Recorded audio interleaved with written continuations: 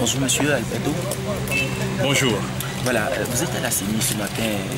Exactement, tracez-nous un tout petit peu la manière dont les choses se sont passées à la CENI ce matin. J'ai appris hier soir que le gouvernement vient de décider de la date des élections pour le 15 avril prochain. C'est mettre la cheville avant le beurre. Le corps électoral n'est même pas encore constitué et puis on le convoque. On demande à qui de venir voter. Et j'ai envoyé plusieurs courriers à la CENI qui sont restés sans réponse. Dans ce courrier, je leur demandais que la loi me donne le droit d'accès et de contrôler le fichier électoral.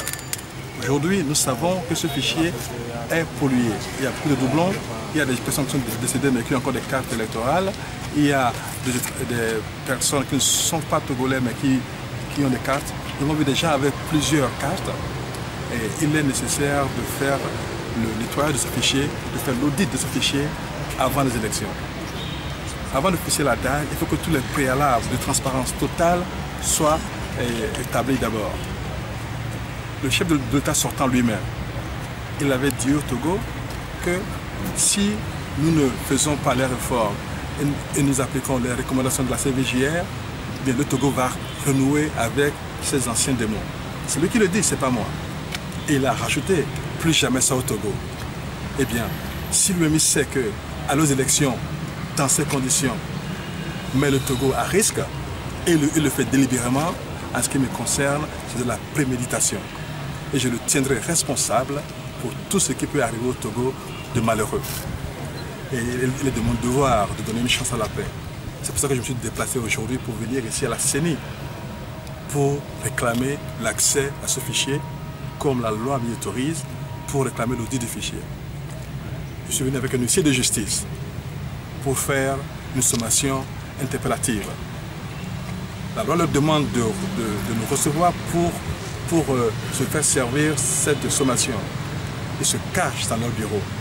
Eh bien, tant que je n'ai pas reçu gain de cause, je ne partirai pas d'ici. Je le ferai tout, je me battrai jusqu'au bout pour avoir accès à ce fichier, pour faire l'audit avant les élections au Togo. Qu'est-ce que le président de la CENI a dit concrètement? Il m'a demandé, il m'a envoyé un SMS me disant d'aller de faire un courrier pour pas rendez-vous. C'est insulter l'intelligence des Togolais. On lui a envoyé plusieurs courriers qui sont restés sans réponse. Il vient de fixer une date aux élections. Ça veut dire qu'ils ne veulent pas nous donner accès à ce fichier électoral parce qu'ils savent qu'ils ont 40% d'avance dans ce fichier. Ils ont 40% d'avance sur le fichier. Ok? Donc ce n'est pas acceptable une élection à un seul tour. C'est voler encore les élections au peuple togolais et surtout les mettre en danger puisque eux-mêmes ils savent que si on va dans les élections, dans ces conditions, le Togo va encore s'enflammer. Nous ne voulons plus connaître des centaines de morts qu'on a eu au Togo. Le Togo a déjà payé son tribut pour sa liberté. Mais ils avons reçu un message. Ils disent, je peux faire ce que je veux. Je m'en fous de la loi, puisqu'ils ne veulent pas nous laisser accéder au fichier. Je donne une date, je fais les élections, je gagne d'avance. Alors, qui peut dire quoi? C'est un défi au peuple togolais. Il sait que 85% des Togolais ne veulent plus de lui, ils veulent le changement. Mais il dit, allez, montrez-moi ce que vous voulez faire. Mais la leçon qu'il nous donne, c'est la suivante. C'est que la liberté ne se donne pas. La liberté ne s'achète pas, la liberté se conquiert. Nous devons aller chercher cette liberté-là. C'est pour ça que moi je suis venu ici aujourd'hui à la CENI pour prendre accès à ce fichier. Et si jamais vous n'avez pas de réponse favorable? Eh bien, je vais continuer.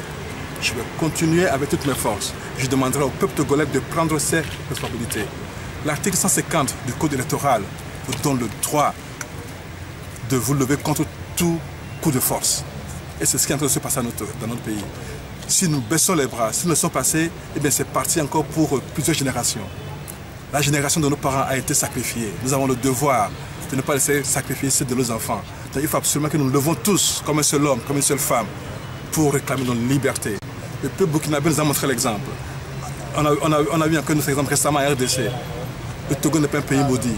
Levons-nous tous, comme je fais aujourd'hui, pour venir prendre le fichier électoral et nous battre pour notre liberté. Oui, M. Alberto, le fait de venir forcer la main à la CENI pour vous laisser accéder au fichier, est-ce que ce n'est pas Oui, c'est pas contre la loi? Pas du tout, je ne force pas la main. Nous sommes venus servir une sommation interpellative, c'est la loi, avec le ministère de justice. Ils ont le devoir de se laisser servir cette sommation. Et j'ai écrit des courriers plusieurs fois. Ils n'ont pas répondu. Je ne fais que suivre la loi. Alors si dans ces conditions, les élections se déroulent, est-ce que M. Alberto participera à ces élections? Je ne me prêterai jamais à tout ce qui peut nuire au peuple togolais. Je ne vais jamais participer à l'assainissement du peuple togolais. Je ne vais jamais participer à aucun complot de tuerie sur le peuple togolais. Si le président lui-même sait que si on va aux élections dans ces conditions, il y aura le pays va partir en lambeaux, je ne peux pas être complice là-dessus. Donc moi, je n'irai jamais aux élections au Togo, sauf si les élections se font en toute transparence, la plus totale. Alors si M. Tafa ne vous recevait pas, vous ne quitterez pas les lieux? Je resterai toute la journée sur le faux, je resterai demain sur le faux, et tous les jours. Vous voyez, les gens sont venus spontanément pour venir me soutenir. Ils sont venus parce qu'ils ont appris à la radio que je suis ici. Eh bien, demain, il y aura encore plus de monde. Et ainsi de suite. C'est ce que nous travaillons. Il ne doit pas y avoir des élections au Togo le 15 avril prochain.